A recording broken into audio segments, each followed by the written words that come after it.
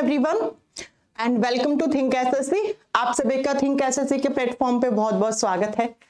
कैसे हैं आप सब लोग? मैं उम्मीद करती हूँ कि आप सब लोग बहुत अच्छे होंगे और बहुत अच्छे से अपनी पढ़ाई भी कर रहे होंगे।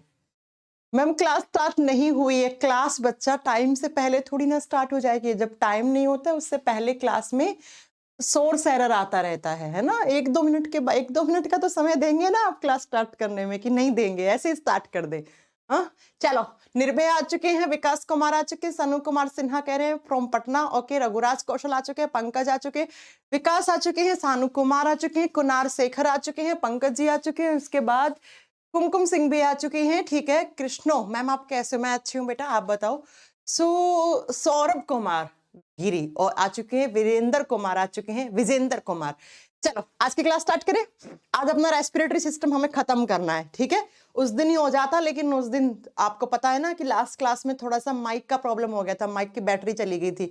और ये माइक ऐसा है कि इसको वहां रखने पे ही चार्ज होता है। इसकी बैटरी नहीं है, ये मतलब उससे आपके स्विच बोर्ड से चार्ज होता।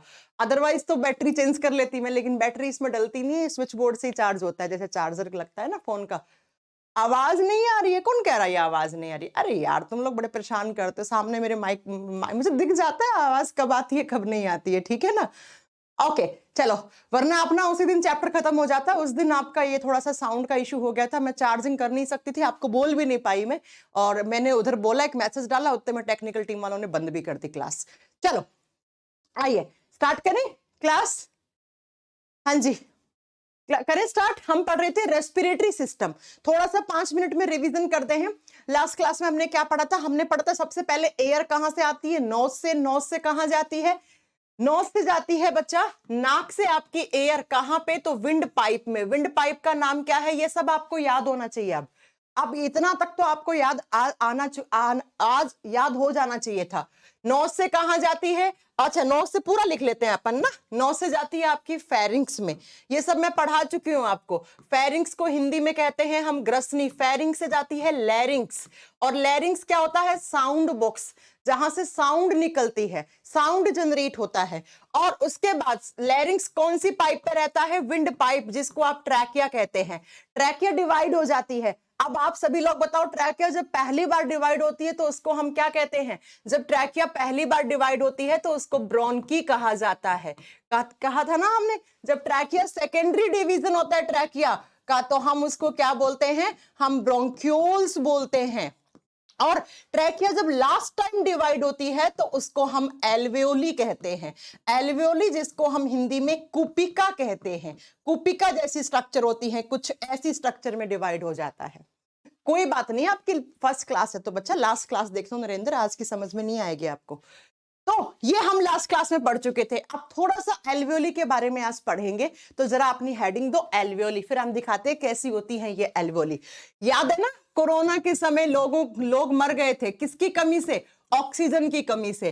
कभी सोचा था आपको कि क्या हो रहा था? वो ऑक्सीजन कम क्यों हो रहा था? कोरोना क्या कर रहा था आपके लंग्स में जाके? तो आज ही हम आपको बताएंगे कि इस एल्वेओली के अंदर ही जाके कोरोना अपना घर बना रहा था, यहीं पे वो इन्फेक्शन कर रहा था। इसी की वजह से लोगों के अंदर ऑक्सीजन डिक्रीज हो रहा था। ऑक्सीजन लेवल आपने सुना होगा ना, किसी का 80 आ गया था, किसी का 85 आ गया, किसी का तो 60 ही आ गया। मतलब वो तो बेचारा भगवान के पास जाने वाला ही है।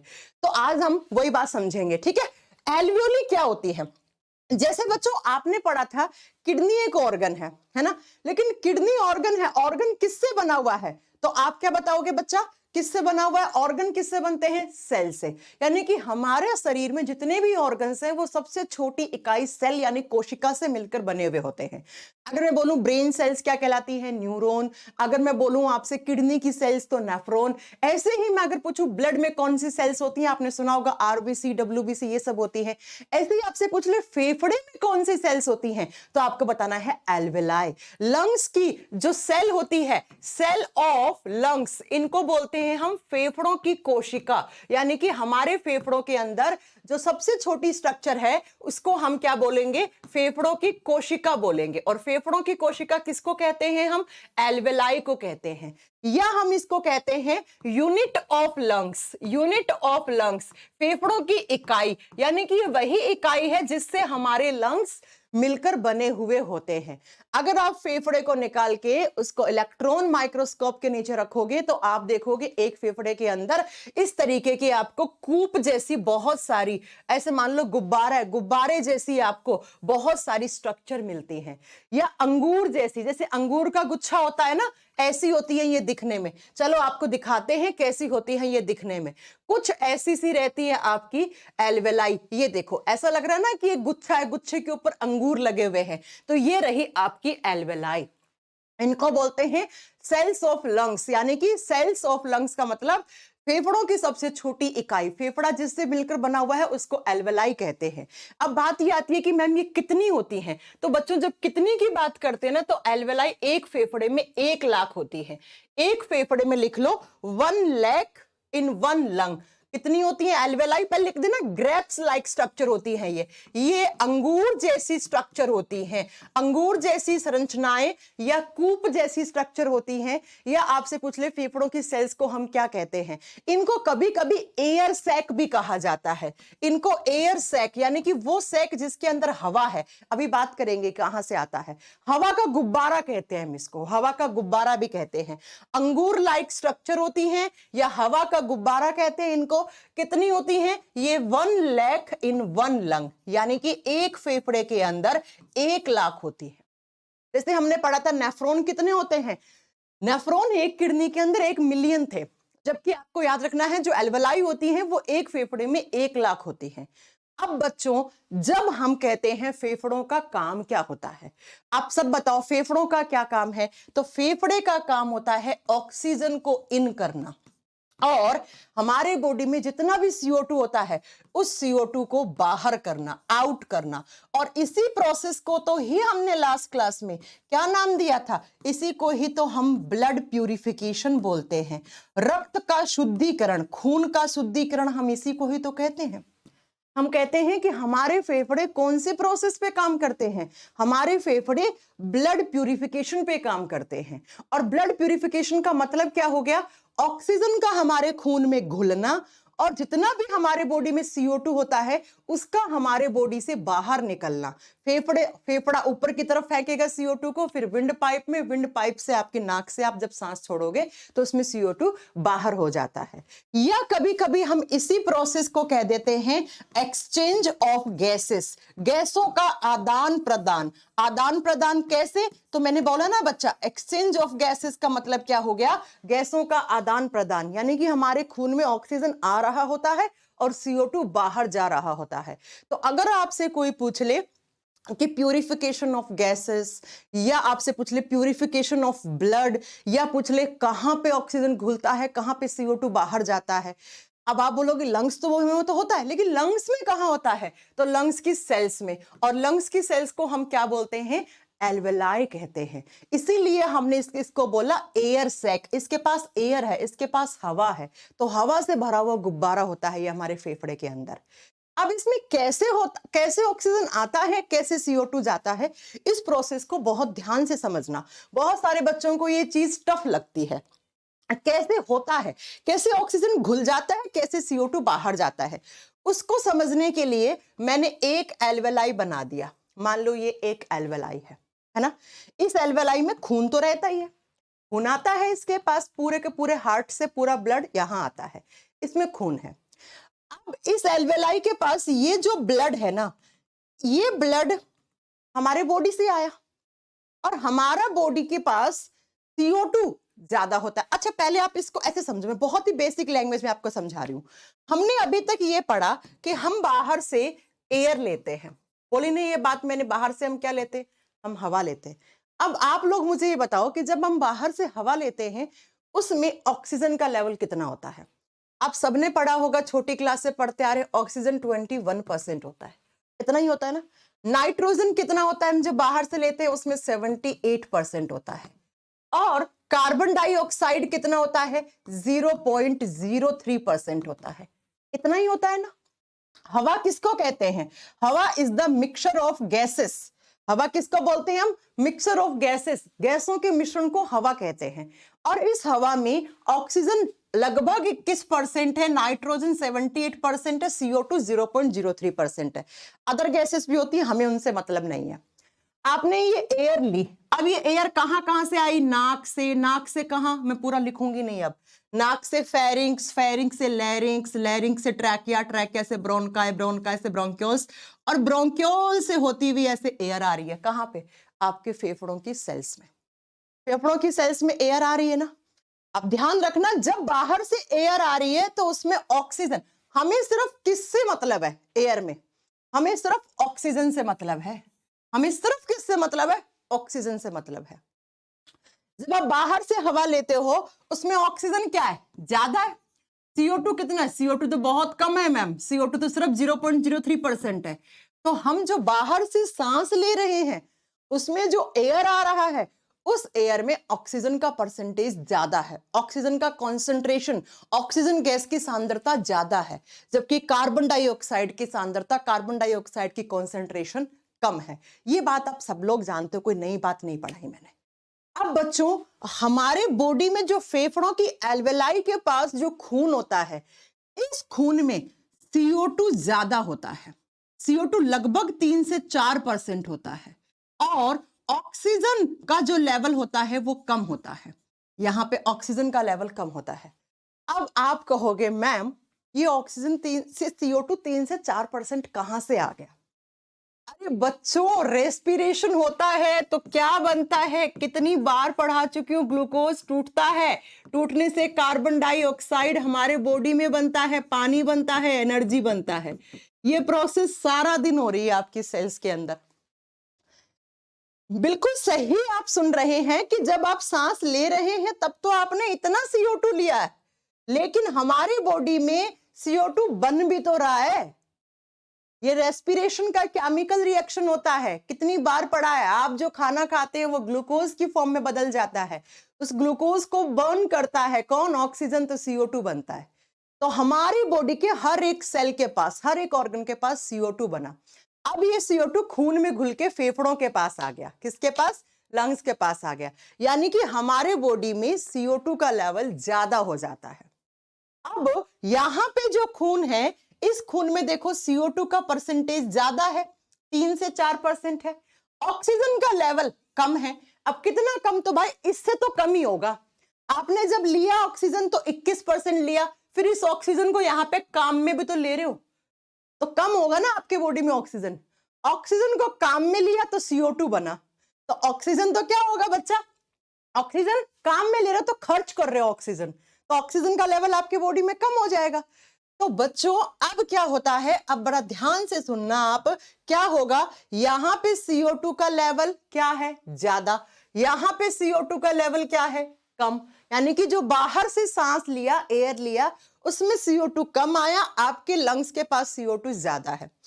और बाहर से जो सांस लिया उसमें ऑक्सीजन ज्यादा आया, अंदर ऑक्सीजन का लेवल कम है। अब आप 5वीं क्लास से पढ़ते आ रहे हैं कि जब दो एयर मॉलिक्यूल के बीच में किसका कॉन्सेंट्रेशन का डिफरेंस होता है, एयर प्रेशर का डिफरेंस होता है, तो हमेशा हायर मॉलिक्यूल लोअर मॉलिक्यूल के पास जाता है। पढ़ा है ना डिफ्यूजन? डिफ्यूजन क्या होता है? फिजिक्स में पढ़ा होगा आपने। डिफ्यूजन, जिसको हिंदी में हम विसरण कहते हैं, जब दो एयर मॉलिक्यूल के बीच में डिफरेंस आता है एयर, तो एयर हमेशा हाई प्रेशर वाली लो प्रेशर वाले की तरफ जाती है। यानी कि जो हवा की सांद्रता होती है वो उच्च सांद्रता से निम्न सांद्रता की तरफ जाती है। तो आप बताओ बच्चों, यहां पे CO2 क्या था? ज्यादा, तो ज्यादा वाला कम वाले के पास आएगा ना यहां पे। और यहां पे CO2 ज्यादा है, यहां पे CO2 कम है, तो ये ज्यादा वाला इधर जाएगा ना। तो जैसे ही आप सांस छोड़ोगे तो ये CO2 यहां से बाहर निकल जाएगा। अब यहां से बाहर कहां? तो ब्रोंक्योल्स, ब्रोंक्योल से ब्रोंकाई, ब्रोंकाई से ट्रैकिया, ट्रैकिया से नाक। सांस छोड़ दिया, CO2 बाहर आ गया। और जब सांस ले रहे हो तो यहां से ऑक्सीजन जो है वो आपके इस एल्वेलाई के अंदर जा रहा है। समझ में आ गया? हमारे फेफड़ों की एल्वेलाई के पास ऑक्सीजन कैसे आया? तो फेफड़े में ये एक एल्वेलाई में हो रहा है, ऐसे ही 1 लाख एक फेफड़े में है। 1 लाख कितनी है? एक फेफड़े में है, तो सब में ऐसे ही हो रहा होगा प्रोसेस। जी हाँ, इसी प्रोसेस के द्वारा, डिफ्यूजन प्रोसेस के द्वारा ही हमारे फेफड़ों के अंदर जो अंगूर जैसी स्ट्रक्चर होती है उसके अंदर ऑक्सीजन आके घुल जाता है। अब आप कहोगे मैम नाइट्रोजन का क्या हुआ? Nitrogen is not soluble gas in human blood. Nitrogen हमारे खून में बिल्कुल भी नहीं घुलता है। जितना आपने लिया उतना ही सांस लोगे तो छोड़ दोगे। आपने अगर 78% नाइट्रोजन लिया है, एक्सेल करोगे, सांस छोड़ोगे, 78% ही बाहर चला जाएगा। इस प्रोसेस को बोलते हैं एक्सचेंज ऑफ गैसेस, या इसको बोलते हैं प्यूरिफिकेशन ऑफ ब्लड, यानी कि गैसों का आदान प्रदान हो गया। हमारे लंग से ऊपर की तरफ जब प्रेशर पड़ा तो CO2 बाहर गया, ऑक्सीजन अंदर आया। समझ में आ गया? क्यों आया? क्यों आया? तो बच्चा यहां पे ऑक्सीजन ज्यादा, यहां पे कम, तो ज्यादा वाला हमेशा कम वाले के पास आएगा। यहां पे CO2 ज्यादा, यहां पे CO2 कम, तो ज्यादा वाला यहां जाएगा, तो बाहर आप सांस छोड़ दोगे। अब प्यारे बच्चों, कोरोना क्या कर रहा था वो सुनो, ठीक है? कोरोना क्या कर रहा था? कोरोना इसी एल्वेलाई के अंदर आया वायरस, और वो वायरस यहां पे आके अपनी फोटोकॉपी तैयार कर रहा था। एक दिन में हजारों लाखों करोड़ों अपनी फोटोकॉपियां बना ली, और धीरे धीरे इसी एल्वेलाई के अंदर इंफेक्शन कर रहा था कोरोना। और जब इस एल्वेलाई के अंदर कोरोना जी आके बैठ गए, वायरस आके बैठ गया, तो ये प्रोसेस बिल्कुल खत्म कर दी उसने एल्वेलाई को पूरी तरीके से डैमेज कर दिया। और जब एल्वेलाई डैमेज हो गई, एल्वेलाई में पस पड़ गया, खून पस पड़ गया, जो खून है ये सड़ने लग गया, पानी ज्यादा हो गया यहाँ पे, और इस एल्वेलाई में कौन सी प्रोसेस नहीं हो रही थी? ये वाली प्रोसेस नहीं हो रही थी। यानी कि जब एल्वेलाई के अंदर इन्फेक्शन हो गया, कोरोना ने यहाँ के इन्फेक्शन कर दिया, तो ऑक्सीजन आपके बॉडी में तो आ ही नहीं रहा ना बाहर से, ये प्रोसेस ही नहीं हो रही। इसीलिए आपके बॉडी में किसकी कमी हो जा रही थी? आपका ऑक्सीजन लेवल डिक्रीज, गिरता जा रहा था, गिरता जा रहा था, गिरता जा रहा।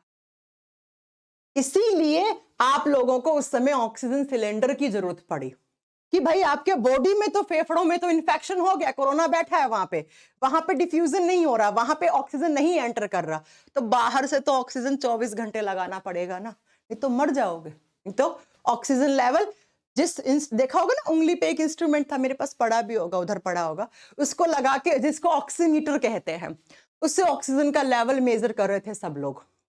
अगर ऑक्सीजन लेवल, वैसे हेल्दी पर्सन का 94 से 96 के बीच में आना चाहिए, लेकिन 90 से ऊपर है तो ठीक है, मतलब, लेकिन एकदम आप हेल्दी हो, आपके फेफड़े सही काम कर रहे हैं, तो 94, 96, 98 यूनिट आनी चाहिए। लेकिन ये धीरे धीरे अगर गिर के आपका 80 से कम हो रहा है, तो मतलब अब आपको वेंटिलेटर की जरूरत है, अब आपको ऑक्सीजन सिलेंडर की जरूरत है। ठीक है बच्चों, ये बात समझ में आ गई आपको? तो इस तरीके से हमारे लंग्स दिन रात क्या कर रहे हैं? गैसों का एक्सचेंज कर रहे हैं। अब आप बोलोगे मैम ये ऑक्सीजन तो सिर्फ फेफड़ों के पास है।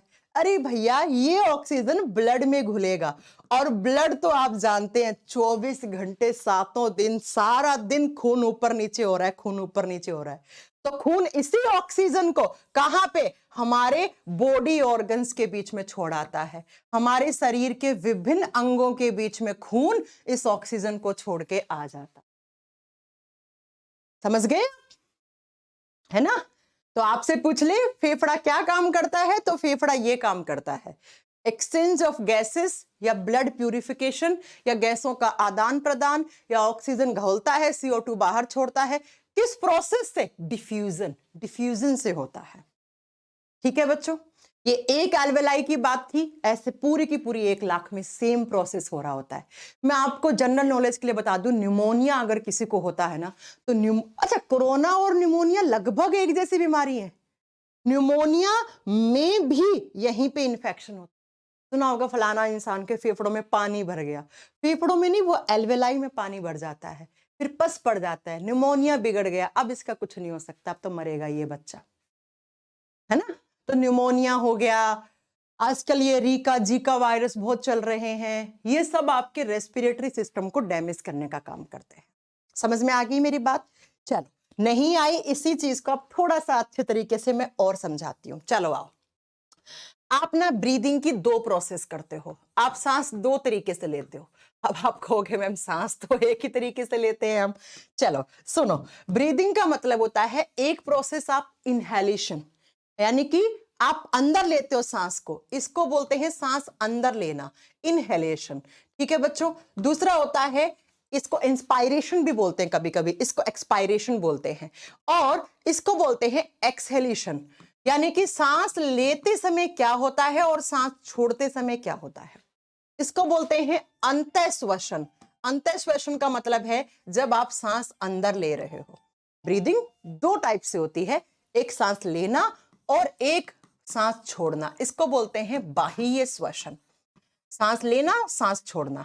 अब बच्चों मेरी बात को जरा ध्यान से सुनो, सांस लेते हैं तब क्या होता है और सांस छोड़ते हैं तब क्या होता है। ठीक है, ये एग्जाम में आते हैं, क्वेश्चन 5 पॉइंट लिखवाऊंगी, पांचों के पांचों एग्जाम में आते हैं। एग्जाम में पूछता है इंस्पायरेशन या इनहेलेशन का टाइम, सांस लेते समय क्या होता है, सांस छोड़ते समय क्या होता है, ये सारी बातें आपको नोट डाउन करनी है। जब आप सांस लेते हो सबसे पहले आपको पता होना चाहिए उस सांस लेने में नाइट्रोजन गैस कितनी लेते हो आप, 78% लेते हो। ऑक्सीजन कितनी लेते हो आप, ऑक्सीजन 21% लेते हो। कार्बन डाइऑक्साइड 0.03% लेते हो। इतना ही लेते हो ना? जी मैम बिल्कुल। ये बिल्कुल भी नहीं घुलती है हमारे खून में, जैसे लोगे वैसे वापस आ जाएगी। ठीक है, जब सांस छोड़ते हो तब क्या होता है, तो नाइट्रोजन उतनी की उतनी छोड़ दोगे 78%, क्योंकि कोई काम की नहीं है। ऑक्सीजन का लेवल कम हो जाता है बच्चा, ऑक्सीजन का लेवल कम हो जाता है, बताया ना मैंने, क्योंकि ऑक्सीजन आप क्या कर लेते हो, ऑक्सीजन को आप काम में भी तो लेते हो ना। तो कितना परसेंट छोड़ते समय 21 से 16% हो गया। 21 से 16 यानी कि कितना परसेंट आपने ऑक्सीजन काम में ले लिया। ये एग्जाम में क्वेश्चन आते हैं ऐसे। ठीक है, यानी कि रेस्पिरेशन पढ़ा चुकी हूं मैं, रेस्पिरेशन सारी चीजें बता चुकी हूं। ठीक है, यानी कि जब आप सांस लेते हो तो उसमें ऑक्सीजन 21% था, और जब सांस छोड़ते हो तो उसमें लगभग 16% ऑक्सीजन आप वापस छोड़ देते हो। बाकी का आपने 5% काम में ले लिया, लगभग आपका बॉडी 5% ऑक्सीजन से काम में ले लेता है। CO2 जब आप छोड़ते हो तो वो ज्यादा हो जाती है। क्यों? क्योंकि आप जानते हैं आपके बॉडी में भी क्या होता है, CO2 बनता है। तो कितना 0.03% से 3 से 4% हो जाता है। तो CO2 में बढ़ोतरी हुई क्योंकि हमारे बॉडी में बनता है CO2। ऑक्सीजन में कमी हुई क्योंकि हमारा बॉडी ऑक्सीजन को खर्च भी करता है। अब आप में से कोई बच्चा मेरे से ये क्वेश्चन कर सकता था कि मैम हम 100% ऑक्सीजन क्यों नहीं लेते। अरे उल्लुआ, अगर 100% ऑक्सीजन ले ली शरीर जल जाएगा, आग लग जाएगी, सारे ऑर्गन जल जाएंगे। 100% ऑक्सीजन का मतलब समझ रहे हो, ऑक्सीजन आग लगाती है। आग लगाने वाली गैस कौन सी होती है, ऑक्सीजन। 100% ऑक्सीजन आप नहीं लेते हो। हमारे बॉडी को 5 से 6% ऑक्सीजन की जरूरत होती है, इतना ही काम में लेता है। ठीक है, तो ये बात याद रखिएगा, 100% ऑक्सीजन कोई भी जीव जंतु नहीं ले सकता है। लिया तो मर जाएगा, लिया तो मर जाएगा। ये आपका गैसेस का कॉन्सेंट्रेशन था, सांस लेते समय सांस छोड़ते समय हो गया। ठीक है, चलो अब नेक्स्ट बात क्या आता है, जब सांस लेते हैं तो और हमारे बॉडी में क्या क्या चेंजेस आते हैं। बच्चों हमारा जो लंग्स होते हैं ना, आपके फेफड़े इस तरीके से हो गए, देखो एक फेफड़ा दूसरा फेफड़ा, फेफड़ों के जस्ट नीचे की तरफ इस तरीके से सी आकार का एक ऑर्गन रहता है। देखो ना सी बन रहा है ना ऐसे। इस ऑर्गन का कोई नाम बता सकता है मुझे, क्या होता है? इसको बोलते हैं डायफ्राम। इसको कहा जाता है डायफ्राम, हिंदी में सेम नाम है डायफ्राम। हमारे दोनों फेफड़ों के नीचे की तरफ इस तरीके से सी आकार का एक ऑर्गन होता है। ये ऑर्गन है, ये अंग है बेकायदा। ठीक है ना? ठीक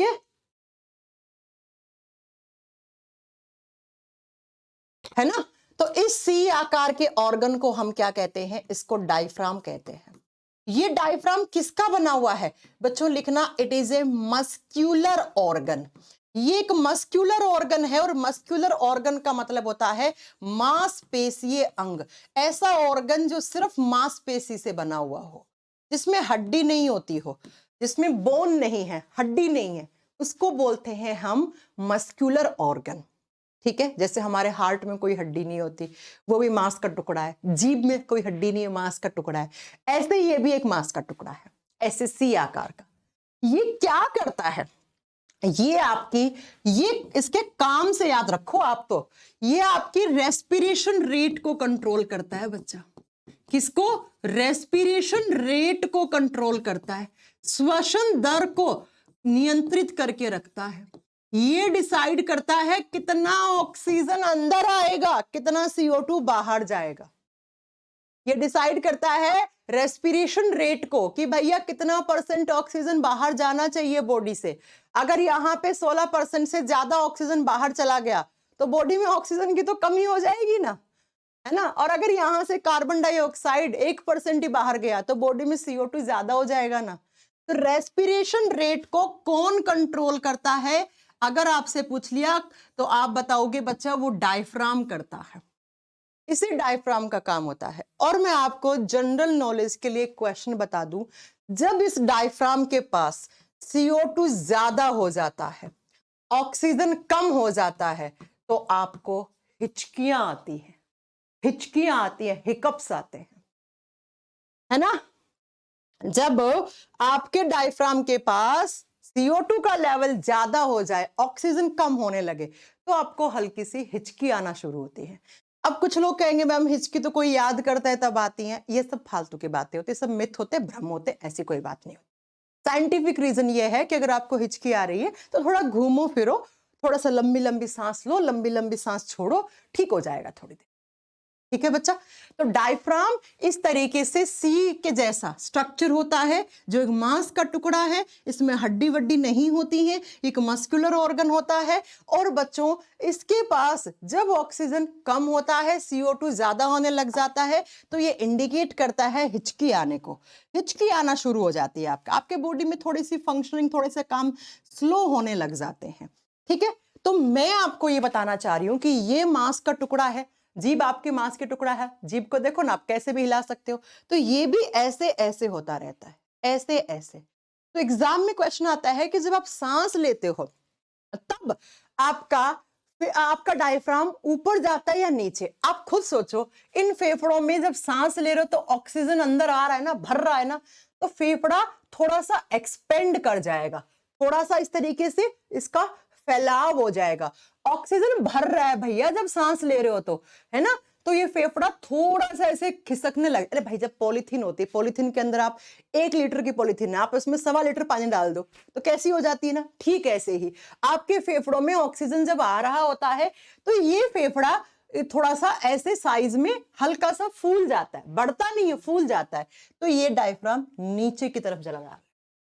तो एग्जाम में क्वेश्चन आता है, जब सांस लेते हो तो डायफ्राम अपवर्ड जाता है या डाउनवर्ड, तो आपको बताना है ये डाउनवर्ड जाता है। डाउनवर्ड का मतलब है ये नीचे की तरफ जाता है।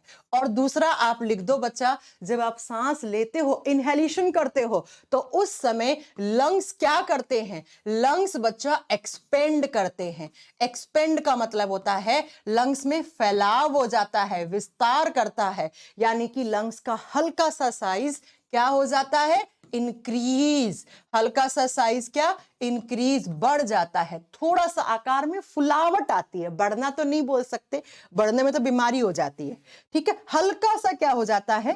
फुलावट आ जाती है। और इसका मतलब जब सांस ले रहे हो तो क्या हो रहा है? ऑक्सीजन इन हो रहा है, ऑक्सीजन अंदर आ रहा है। सांस लेके देखो तो महसूस करना, यहां पे आपको नीचे की तरफ प्रेशर फील होगा, चेस्ट में आपका डायफ्राम नीचे की तरफ गया। अब सांस छोड़ो, एक सांस छोड़ी, तो सांस छोड़ी तो छोड़ने से क्या होगा? यहां से बाहर जा रही है CO2, बाहर जा रही है, तो इसका लंग्स जो है वो कॉन्ट्रैक्ट करेंगे, ऐसे इनका कॉन्ट्रैक्शन होगा, तो लंग्स का साइज छोटा होगा, तो ये थोड़ा सा ऊपर की तरफ खिसक जाएगा। तो सांस छोड़ते समय आपका डायफ्राम क्या करता है? अपवर्ड जाता है। अपवर्ड का मतलब है ऊपर की तरफ जाता है। क्यों? क्योंकि आपके लंग्स क्या करते हैं? लंग्स बच्चा कॉन्ट्रैक्ट करते हैं, सिकुड़ते हैं, सिकुड़ने लग जाते हैं, सिकुड़ना शुरू हो जाता है लंग्स का। और लंग्स के सिकुड़ने से क्या होता है? लंग्स का साइज हल्का सा कम हो जाता है। और इसका मतलब लंग्स से क्या जा रही है बाहर? CO2 जा रही है। तो बच्चा इस तरीके से आपकी ब्रीदिंग कंट्रोल होती है। हाँ जी। समझ में आई मेरी बात? डायफ्राम का यूज क्या होता है? सुधा कह रही है डायफ्राम का यूज साफ साफ तो बता दिया। ये देखो भाई कितना बड़ा काम कर रहा है। ये तो देखो सुधा, आपने सुना नहीं क्या? कितने अच्छे से पढ़ाया। ये रेस्पिरेशन रेट को कंट्रोल करता है। यही बोलेगा कितना ऑक्सीजन बाहर जाएगा, कितना CO2 अंदर आएगा। इसी का ही काम है वो। ठीक है सुधा? तो एक बार फिर से सुन लो। सांस ब्रीदिंग दो तरीके से होती है, सांस लेना, सांस छोड़ना। जब आप सांस लेते हो तो ये सारे चेंजेस आते हैं आपके बॉडी में। देख लो आप, ये एग्जाम के क्वेश्चन है भैया सीधे सीधे, कि डायफ्राम कब कहाँ जाएगा सांस लेते समय, लंग्स का साइज छोटा होगा, बड़ा होगा, रिमेन सेम, उतना ही रहेगा, कोई प्रभाव नहीं पड़ेगा। ऐसे कुछ क्वेश्चन आ जाते हैं। ठीक है? और जब आप सांस छोड़ रहे हो तो बच्चा ये चेंजेस आते हैं। ठीक है? और इस ब्रीदिंग को या रेस्पिरेशन रेट को कंट्रोल कौन करता है? तो ये डायफ्राम जी, ये डायफ्राम जी ये करते हैं।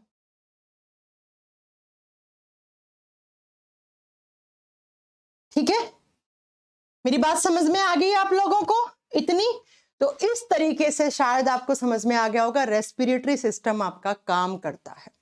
रेस्पिरेशन का मतलब होता है ऑक्सीजन का आना, ब्लड में घुलना, उससे ग्लूकोज का टूटना, टूटने के बाद CO2 का बाहर जाना। और कैसे जाती है? तो इन दो प्रोसेस से। ब्रीदिंग का मतलब ये होता है, मैंने कहा था ना ब्रीदिंग का मतलब होता है सांस लेना सांस छोड़ना, लेकिन रेस्पिरेशन का मतलब सांस लेना सांस छोड़ना नहीं है। रेस्पिरेशन का मतलब है जो पिछले 2 क्लास से मैं पढ़ा रही हूँ। समझ में आ गई होगी ना बात? कोई प्रॉब्लम नहीं है। अब बच्चा आपका रेस्पिरेटरी सिस्टम यहाँ पे खत्म हो जाता है, लेकिन कुछ वन लाइनर के फॉर्म में पॉइंट्स लिखते जाओ मेरे साथ साथ, जो एग्जाम में क्वेश्चन बनते हैं। ठीक है? जरा लिखो, नोट डाल के लिख लेना ये सारा एक पेज पे। ये सारे कुछ ऐसे पॉइंट हैं जिनको ज्यादा समझने की जरूरत नहीं है। ये आप मान लो फैक्चुअल नोट्स हैं, फैक्ट्स की फॉर्म में है, जो एग्जाम में आ जाते हैं कभी कभी। ठीक है? चलो, सबसे पहला एग्जाम में क्वेश्चन आता है कि रेस्पिरेशन रेट क्या है आपकी, यानी कि 1 मिनट में आप कितनी बार सांस लेते हो। आप खुद 1 मिनट में लेके देख लो कितनी बार सांस लेते हो। अडल्ट की कितनी है? अडल्ट का मतलब जिसकी उम्र मिनिमम 18 साल तो है भैया, वो कितनी बार सांस लेता है 1 मिनट में? याद रखिएगा, हम लोग 1 मिनट में 12 से 16 बार सांस लेते हैं। 12 से 16 बार आप 1 मिनट में सांस लेते हो। जबकि आप किसी बच्चे को सांस लेते हुए देखना, बच्चे को जब देखोगे तो बच्चा बहुत तेज तेज सांस लेता है। कितना? तो 20 टाइम्स पर मिनट तक बच्चा सांस लेता है। बच्चे का फेफड़ा छोटा सा है, ऑक्सीजन ज्यादा चाहिए। हमारे फेफड़े इतने बड़े बड़े हो गए, बच्चे का इतना सा है। ठीक है? 72 आर्यन क्या लिख रहे हो? 72 हार्ट बीट होती है यार। आर्यन आप लोगों ने तो सारा ही मिक्स कर दिया यार। क्या पढ़ाऊं मैं आप लोगों को? है सब मिक्स करके पढ़ रहे हो क्या? 72 that is your heart beat. Heart beat करता है 1 मिनट में। ठीक है? हम बात कर रहे हैं सांस लेने की। 1 मिनट में कितनी बार सांस लेते हो? 12 से 16 बार। अब आप कहोगे मैम सांस छोड़ते कितनी बार? अरे भैया जितनी बार लोगे उतनी बार तो छोड़ोगे। कभी ऐसा है क्या सांस लिया लिया अब छोड़ूंगा नहीं मैं बाहर? ऐसा तो नहीं होता है ना। ठीक है? ऐसा तो नहीं होता है ना। तो जितनी बार सांस लेते हो उतनी ही बार आप छोड़ते हो। ओके, चलो नेक्स्ट पॉइंट। अगला क्वेश्चन ये आता है कि हमारा रेस्पिरेशन फ्यूल किसको माना जाता है? बच्चा, जैसे गाड़ी में पेट्रोल डीजल क्या है? गाड़ी का फ्यूल है। वो जलेगा तो आपकी गाड़ी चलेगी, गाड़ी का इंजन चलेगा तो गाड़ी चलेगी। हमारा इंजन अगर चलाना है तो हमारे फ्यूल को जलाना होगा, यानी कि श्वसनी ईंधन किसको बोलेंगे? ईंधन का मतलब यहाँ पे क्या जलता है? तो रेस्पिरेशन की केमिकल रिएक्शन में किसको जलाते हो आप ग्लूकोज को जलाते हो। भाई जब ग्लूकोज को ऑक्सीजन आके तोड़ता है, इसको बर्न करता है, इसको जलाता है, तभी तो आपको कार्बन डाइऑक्साइड और एनर्जी मिलती है। तो जब रेस्पिरेशन की प्रोसेस होती है तो क्या जलता है? ग्लूकोज जलता है बच्चा। क्या बनता है? कार्बन डाइऑक्साइड प्लस एनर्जी बनती है। और ये जो एनर्जी बनती है इसको हम क्या बोलते हैं? एटीपी बोलते हैं। और इस एटीपी को ह्यूमन बॉडी का एनर्जी करेंसी कहा गया है। लिखो, energy currency of human body. बच्चों, हमारी करेंसी क्या है? हमारी मुद्रा क्या है? रुपीस। अगर आपको 1 किलो टमाटर खरीदने तो 40 रुपए खर्च करने पड़ेंगे। अगर आपको काम करना है, आपके बॉडी से काम करवाना है, तो क्या खर्च करना पड़ेगा? शरीर की मुद्रा को, मुद्रा मतलब ऊर्जा वाली मुद्रा, और ऊर्जा किस फॉर्म में है हमारे बॉडी में? हमारे बॉडी में वो एटीपी की फॉर्म में है। तो हमारे बॉडी का एनर्जी करेंसी हम एटीपी को कहते हैं। जितना काम करोगे उतनी एटीपी खर्च करोगे। बिल्कुल बेड पे पड़े रहोगे तो कोई एटीपी खर्च नहीं हो रही है आपकी, बीमारियां और लगा लोगे। ठीक है, आपसे पूछ ले कि रेस्पिरेशन में फाइनल प्रोडक्ट क्या बनता है हमारी बॉडी में? फाइनल प्रोडक्ट ऑफ रेस्पिरेशन आप बताओगे। आप फाइनल प्रोडक्ट ऑफ रेस्पिरेशन, श्वसन का अंतिम उत्पाद क्या बनता है? बताइए जरा। श्वसन में जब हमारे बॉडी में केमिकल रिएक्शन होता है तो उसका अंतिम उत्पाद क्या बनता है बच्चा? हाँ जी, क्या बनता है? ये आते हैं क्वेश्चन एग्जाम में। क्या बनता है? कार्बन डाइऑक्साइड, पानी प्लस एटीपी, ये हमारा प्रोडक्ट है, ये बनते बच्चा, ये फाइनल प्रोडक्ट है हमारे बॉडी में बनते हैं।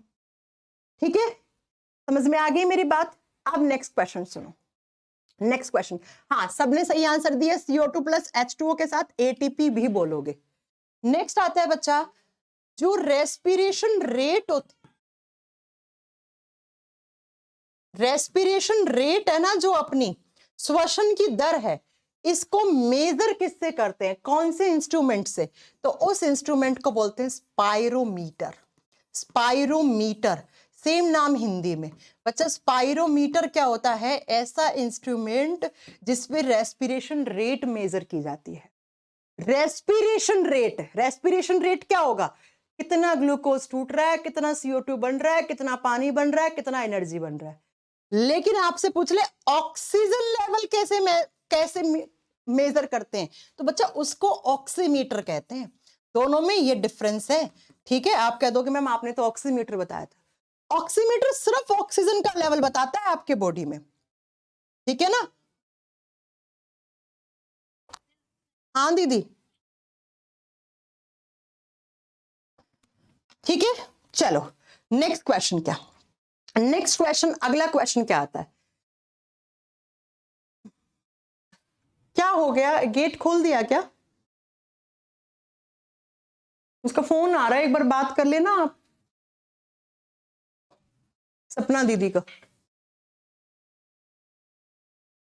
नेक्स्ट आपसे जो एग्जाम में क्वेश्चन आते, देखो दोनों में डिफरेंस समझ में आ गया ना। ऑक्सीजन लेवल क्या ऑक्सीजन लेवल नापना है सिर्फ, तो वो ऑक्सीमीटर। रेस्पिरेशन रेट नापनी है कि भाई कितना ऑक्सीजन लिया, कितना CO2 बना, कितना एनर्जी बन रहा है, तो दैट इज स्पाइरोमीटर।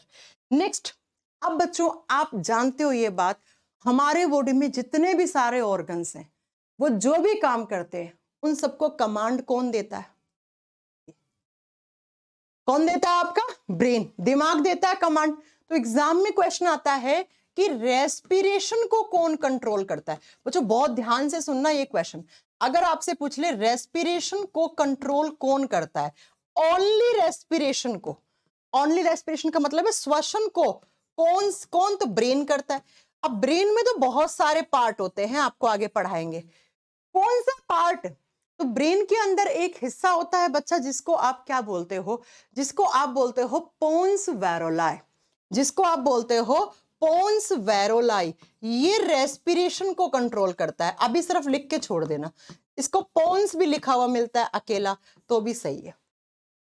अब पूछिए रेस्पिरेटरी सिस्टम को कौन कंट्रोल करता है? रेस्पिरेटरी सिस्टम, इस पूरे सिस्टम को कौन सा ब्रेन का हिस्सा कंट्रोल करता है? श्वसन तंत्र को कौन कंट्रोल करता है? तब आपका आंसर होगा मेडुला ऑब्लंगेटा। Medulla oblongata. अब आप कहोगे मैम ये नाम कहां से लाए हो? ये ब्रेन के चैप्टर में पढ़ोगे आप, ये दिमाग के हिस्से होते हैं बच्चा, मेडुला ऑब्लंगेटा। अब ये ना अभी लिख के छोड़ दो, आपको ब्रेन वाले चैप्टर में बहुत अच्छे से समझ में आ जाएगा। अभी इतना दिमाग अपन को लगाना ही नहीं है, ये आगे सब समझ में आ जाएगा। ये 2 पॉइंट आप यहीं पे छोड़ देना, ठीक है? चलो अब नेक्स्ट सुनो। नेक्स्ट थोड़ा सा अच्छे से सुनने की आप कोशिश करना। हमारे बॉडी में जो ऑक्सीजन होता है, ऑक्सीजन बहुत ध्यान से सुनना, ऑक्सीजन को ट्रांसपोर्ट कौन करता है? वैसे तो आप लोग बता दोगे, ऑक्सीजन को ट्रांसपोर्टेशन कौन करता है बच्चा? ऑक्सीजन किस में घुलता है? ब्लड में। और ब्लड में किसके साथ? हीमोग्लोबिन के साथ।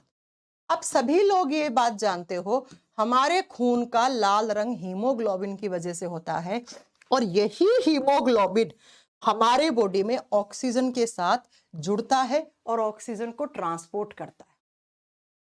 100% ऑक्सीजन, आपके बॉडी का 100% ऑक्सीजन सिर्फ और सिर्फ कौन ट्रांसपोर्ट करता है? ब्लड। ब्लड में कौन? हीमोग्लोबिन। ठीक है। अगर आपसे पूछ ले हमारे बॉडी में ऑक्सीजन हमारे ऑर्गन्स के बीच में कौन पहुंचाता है? लंग से किसने लिया? ब्लड। ब्लड में हीमोग्लोबिन, और ब्लड जा रहा है जहां जहां हीमोग्लोबिन जा रहा है, हीमोग्लोबिन अपना क्या ऑक्सीजन छोड़ के आ रहा है। लेकिन बच्चों CO2 में ऐसा नहीं होता।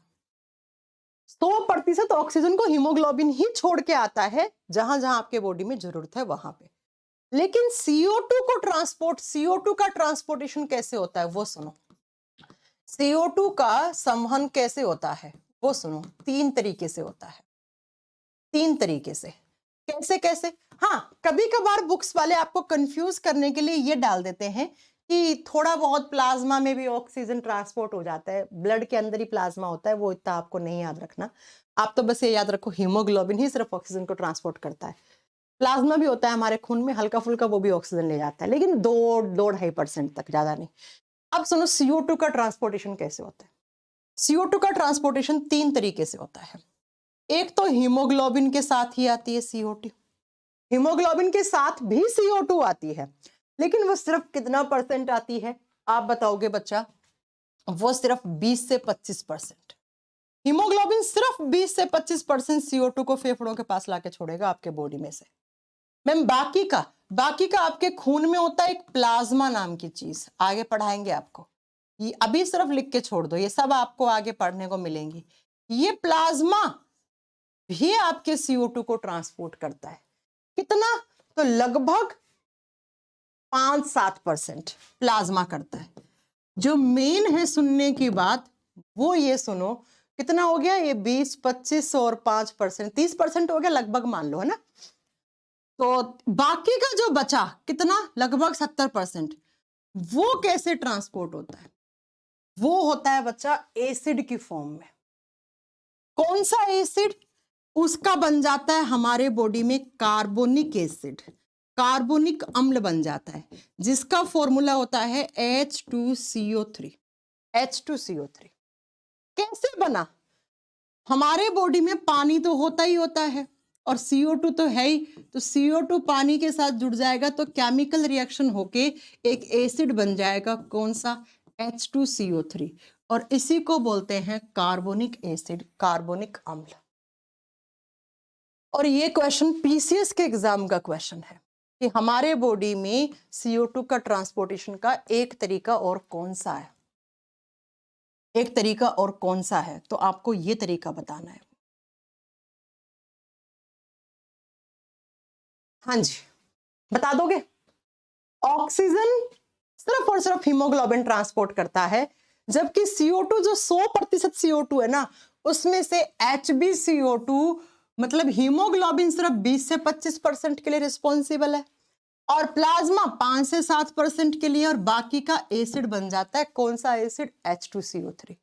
अब आप कहोगे मैम तो ये एसिड कहां जाता है? भाई ये टूट जाता है, ये फिर से आयंस की फॉर्म में H2+CO3, ऐसे आयंस की फॉर्म में टूट जाते हैं। और हमारे बॉडी में आयंस रहते हैं, आप सब जानते हैं, हमारे बॉडी में कार्बन होता है, हाइड्रोजन होता है, ऑक्सीजन होता है, सब होता है ना। आयंस की फॉर्म में टूट जाता है। तो ये बात आपको याद रखना है कि कैसे ऑक्सीजन का संवहन होता है, कैसे हमारे बॉडी में CO2 का संवहन होता है। इतनी बात आपको ये याद रखनी थी। अब थोड़ी सी कुछ बीमारियां हैं इस चैप्टर की, नाम है, मतलब नाम के आप मीनिंग समझ में आ जाएगा तो सब हो जाएगा। सबसे पहला एक नाम होता है, आप इंग्लिश में भी पढ़ते हो, पता है, ये आप इंग्लिश की वोकैबुलरी में पढ़ोगे, यूपिया। इसको यूपिया प्रोनाउंस करते हैं, N और E साइलेंट हो जाता है। यूपिया किसको कहते हैं? आपकी नॉर्मल ब्रीदिंग रेट को, सामान्य ब्रीदिंग रेट जो भी है आपकी भैया, जितनी भी है, ठीक है, वो आपकी किससे निकलेगी? वो आपके स्पायरोमीटर से निकलेगी, है ना। नॉर्मल अगर आपकी ब्रीदिंग रेट चल रही है उसको यूपिया कहा जाता है। हाइपोनिया, हाइपोनिया जब आपकी ब्रीदिंग रेट कम हो जाए, तो उस शब्द को कहते हैं हाइपोनिया। हाइपो का मतलब हमेशा कम होता है, ठीक है बच्चा। तो इस शब्द का मीनिंग होता है कि ब्रीदिंग रेट क्या हो गई, कम हो गई, डिक्रीज हो गई, डिक्रीज ऑफ ब्रीदिंग रेट, श्वसन की दर में कमी आ गई, ब्रीदिंग रेट कम हो गई भैया आपके, और ब्रीदिंग रेट कम होगी तो ऑक्सीजन कम होगा, है ना। तो लिख दो हाइपोनिया। हाइपोनिया का मतलब होता है श्वसन की दर घट रही है, सांस लेने की दर घट रही है, श्वसन की दर घटना, घट रही है धीरे धीरे। और जब ज्यादा हो जाती है सांस, बहुत तेज तेज सांस लेते हो, तो उसको हाइपरनिया कहा जाता है। हाइपर लगा दो बस। हाइपो शब्द का मतलब कम होता है, हाइपर का मतलब ज्यादा होता है। तो बच्चा इसको कह देते हैं हाइपीनिया। इसका मतलब होता है इंक्रीज ऑफ ब्रीदिंग रेट, बहुत तेज तेज सांस लेने लग जाओ, इंक्रीज ऑफ ब्रीदिंग रेट, श्वसन दर बढ़ना, बढ़ना, बढ़ जाती है श्वसन की दर। ये सारे शब्द हैं, आपसे एग्जाम में पूछे जाते हैं ये, ठीक है। नेक्स्ट आता है एक हाइपोक्सिया। हाइपोक्सिया शब्द का मतलब क्या होता है? हाइपोक्सिया का मतलब होता है ऑक्सीजन लेवल में कमी आना, ऑक्सीजन लेवल डिक्रीज होना। बताया था ना मैंने अभी आपको, कोरोना में क्या हो गया था लोगों को? हाइपोक्सिया हो गया था। लोग किससे मर गए थे? हाइपोक्सिया से मर गए थे। कोरोना से नहीं, हाइपोक्सिया से मर गए। भाई कोरोना तो आके अपना काम किया जो उसका काम था, लेकिन मरा कैसे इंसान? मरा ऑक्सीजन की कमी से, यानी कि हाइपोक्सिया से मरा, ठीक है। एक होता है बच्चा अनोक्सिया, एक होता है अनोक्सिया, ऑक्सीजन बिल्कुल ही नहीं बचा। अनोक्सिया का मतलब है आपके सेल्स, आपके टिश्यूज के बीच में लॉस ऑफ ऑक्सीजन हो गया, बॉडी में ऑक्सीजन बचा ही नहीं भैया, मतलब इंसान या तो चला गया या बस जाने वाला। Loss of oxygen between tissues, आपके कोशिकाओं और ऊतकों के बीच में ऑक्सीजन है ही नहीं, या तो इंसान पहुंच गया या इंसान पहुंचने वाला है, ठीक है। इसको बोलते हैं अनोक्सिया। हाइपोक्सिया को, हाइपोक्सिया का मतलब ऑक्सीजन लेवल डिक्रीज हुआ है। आप अगर ऑक्सीजन मास्क लगा लोगे, आप सिलेंडर पे, आप वेंटिलेटर पे चले जाओगे तो बच सकते हो, बढ़ जाएगा ऑक्सीजन लेवल। लेकिन अनोक्सिया का मतलब है भैया बस खत्म, कहानी खत्म, ठीक है। नेक्स्ट बच्चा, एक बुखार होता है जिसको हे फीवर कहते हैं। कितने बच्चों ने सुना है इसके बारे में? हे फीवर, हे बुखार बोलते हैं हिंदी में, ठीक है। हे बुखार ये कब होता है? अगर आपने सांस लिया, उस सांस में छोटे मोटे माइट्स चले गए। माइट्स का मतलब बहुत छोटे मोटे कीड़े मकोड़े चले जाते हैं भाई। कभी कभी तो मक्खी चली जाती है आपके मुंह में, गई है ना? कितने लोगों के मुंह में गई है? हाँ, किसी किसी के नाक में भी घुस जाती है मक्खी मच्छर। माइट्स का मतलब होता है बहुत ही छोटे माइन्यूट से माइक्रोब्स, ये चले गए। या बच्चा पोलिन ग्रेन्स चले जाते हैं। ये पोलिन ग्रेन्स क्या होते हैं? ये होता है फूल के ऊपर। कभी आप किसी फूल को उठाना, गुड़हल का फूल उठाना, उसके बीचों बीच वाला हिस्सा निकालना, आपको ना एक पाउडर सा दिखेगा, एक पाउडर सा दिखेगा। उसी पाउडर को पराग कण या पोलिन ग्रेन कहते हैं। या तो हल्का सा पीला या सफेद कलर का पाउडर दिखता है, आप बहुत खुशी खुशी से उसको सूंघने लग जाते हो। जब सूंघते हो तो वो सांस के साथ चला जाता है। अभी एक दिन करो तो चल गया, रोज ही कर रहे हो ये हरकत है, तो बच्चा आपके बॉडी में छोटा मोटा कीड़ा मकोड़ा या पोलिन ग्रेन्स आ जाते हैं। कहां पे? सांस लेने के समय, और ये सीधा जाते हैं आपके लंग्स में। कहां पे? फेफड़ों में जाके जमेंगे फिर, और जिसकी वजह से आपको एक बुखार आता है जिसको हे फीवर कहते हैं। और ये एग्जाम में अक्सर क्वेश्चन आता है, एग्जाम में अक्सर क्वेश्चन आता है कि हे फीवर किसकी वजह से होता है। तो जनरली ऑप्शन में पोलिन ग्रेन्स रहता है, लेकिन छोटे मोटे कीड़े मकोड़ों से भी हे फीवर हो जाता है, आपको याद रखना ये बात। नेक्स्ट बच्चा, जो लोग कॉटन इंडस्ट्री में काम करते हैं, कॉटन इंडस्ट्री में काम करते हैं, तो वो मास्क वास्क अगर नहीं लगा के रखते हैं, तो जब वो सांस लेते हैं तो हल्के फुल्के कॉटन, जो कॉटन समझते हो ना, कपास, कॉटन उनके फेफड़ों में चला जाता है इस रेस्पिरेटरी ट्रैक से, और उनके फेफड़ों में जाके जम जाता है। और फेफड़े कैसे हो जाते हैं? व्हाइट लंग्स, सफेद फेफड़े दिखेंगे फिर उनके एक्सरे में। भाई कॉटन जाके जम रहा है फेफड़ों के अंदर तो सफेद ही दिखेगा, कॉटन तो सफेद ही होता है। तो जो लोग कॉटन इंडस्ट्री में काम करते हैं वो प्रॉपर मास्क वास्क लगा के ही काम करते हैं। अगर नहीं लगा के हीरो बनेंगे तो आपको पता ही है, ठीक है। कॉटन इंडस्ट्रीज में रहने वाले लोगों को अक्सर व्हाइट लंग्स की बीमारी हो जाती है। ऐसे ही जो लोग कोयले की खदान में काम करते हैं, सीमेंट की फैक्ट्री में, कोयले की फैक्ट्री में काम करते हैं, उनको हो जाते हैं brown lungs. Brown lungs, brown का मतलब भूरे फेफड़े, या ब्लैक लंग्स, काले फेफड़े। ये कहां के वर्कर्स को होता है? ये ऐसे लोग जो सीमेंट फैक्ट्री में काम कर रहे हैं, या ऐसे लोग जो कोल माइंस में काम कर रहे हैं, कोयले की फैक्ट्री में, सीमेंट की फैक्ट्री में काम कर रहे हैं, तब हो जाता है। सीमेंट के पार्टिकल्स, कोयले के पार्टिकल्स जाके फंसेंगे। और मैं आपको बता दूं, स्मोकिंग से भी ब्राउन होते हैं। अगर आप बीड़ी, सिगरेट, तंबाकू ये सब खाते हो ना, नेचुरल कलर क्या है आपके फेफड़ों का? पिंक। पिंक से, स्मोकिंग से भी पहले ब्राउन होंगे, फिर काले पड़ जाएंगे, क्योंकि सिगरेट, तंबाकू, बीड़ी, गुटखा, इन सब में जो टार होता है वो टार जाके जमता है जो ब्राउन कलर का, और फिर काले कलर के फेफड़े। काले गए तो मतलब समझ लो खत्म है कहानी आपकी। ऐसे ही बच्चा, एक बीमारी होती है सिलिकोसिस, ये बहुत बार आती है एसएससी के एग्जाम में। सिलिकोसिस, सिलिकोसिस कहां के वर्कर्स को होता है? कौन बच्चा बताएगा? ये बहुत बार आता है। जो वर्कर सिलिका इंडस्ट्री में काम करते हैं, सिलिका सब जानते होंगे आप, सिलिका कहाँ काम आता है, केमिस्ट्री में पढ़ा होगा आपने। जो सिलिका इंडस्ट्रीज में काम करते हैं उनके बॉडी में जो वो मास्क वास्क नहीं लगाते हैं प्रॉपर, तो सांस लेते समय सिलिका के छोटे छोटे पार्टिकल्स उनके फेफड़ों में जाके जम जाते हैं, जिसको सिलिकोसिस कहा जाता है, जिसको सिलिकोसिस कहा जाता है। तो ये कुछ बीमारियां थी जो आपके रेस्पिरेटरी सिस्टम से संबंधित थी। अब निमोनिया वगैरह सब हम डिजीज वाले चैप्टर में आपको पढ़ाएंगे, डोंट वरी। निमोनिया, टीबी कैसे होता है, निमोनिया कैसे होता है, अस्थमा कैसे होता है, ये वहां पढ़ाएंगे हम, सारा सब आएगा वहां पे। तो ये कुछ बीमारियां थी कि सफेद फेफड़े कहाँ के वर्कर्स को होते हैं। स्मोकिंग से भी ब्राउन होते हैं, बीड़ी, तंबाकू, तंबाकू आप किसी भी रूप में ले रहे हो, हुक्के में डाल के गाँव में पीते हैं ना, सबके फेफड़े भूरे पड़ जाते हैं, टार जम जाता है। हाँ, सिलिकोसिस होता है सिलिका इंडस्ट्री में जो वर्कर्स होते हैं, अगर वो मास्क वगैरह नहीं लगा के काम करते हैं तो उनके फेफड़ों में, और ये सिलिकोसिस बहुत कॉमन बीमारी है, हर साल हजारों लोग मरते हैं इस बीमारी से। और अफसोस की बात यह है कि अभी तक मतलब लोग इतना जागरूक नहीं हो रहे हैं इस बीमारी के बारे में। और इसी के साथ आपका एक प्यारा सा चैप्टर रेस्पिरेटरी सिस्टम मेरी तरफ से खत्म हो चुका है। नेक्स्ट क्लास में एक नए चैप्टर के साथ मिलेंगे। नेक्स्ट क्लास का मतलब कल। अब इस चैप्टर को पढ़ो, इसके क्वेश्चंस लगाओ, ये सारा आपको करना है। कोई क्वेश्चन रह रहा है, कोई वैसे हो जाएंगे, 95% क्वेश्चंस आप लगा लोगे।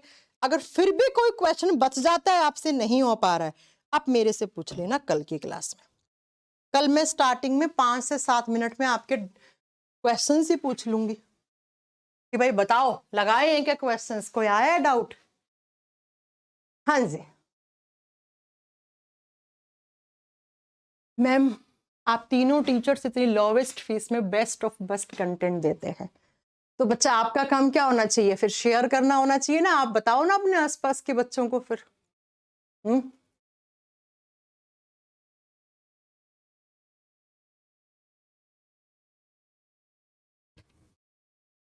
ओके